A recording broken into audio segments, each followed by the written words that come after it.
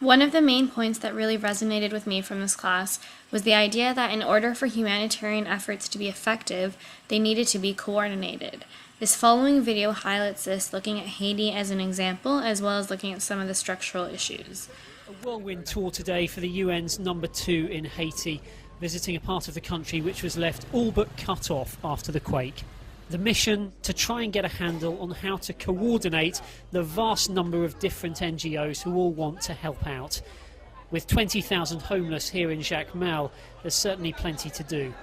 The World Food Programme is providing supplies to keep children fed twice a day, but with no sign of paid work and nowhere to live, this can only be a temporary solution. There is a huge concern then in public health. You look at the density of the population in this camp.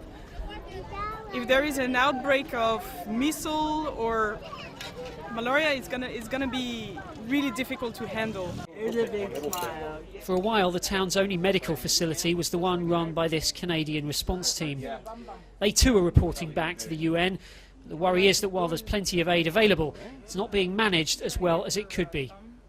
To be honest with you, the biggest issue here is coordination of aid, okay, and everybody working together. Everybody's trying to help, okay, but it's not as coordinated as it should be. It's getting there. What it means is that we're not getting the aid to where it needs to go as effectively as it should be. The UN can be assisting with better coordination.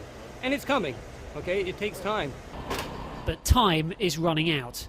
With the potentially disastrous rainy season just weeks away, coordinated aid needs to be in place fast. Of course, in the first few days, everyone is just showing up with the assistance they can bring and trying to give it to people in desperate need. But coordination is coming together, and it's getting better day by day. Is it perfect? Of course not. It's still in the early stages of the relief effort, but it's much better than it was a few days ago and much, much better than it was 2 days after the earthquake.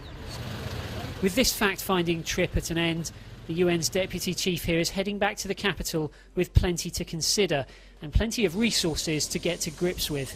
The amount of aid pledged to Haiti now tops $2 billion.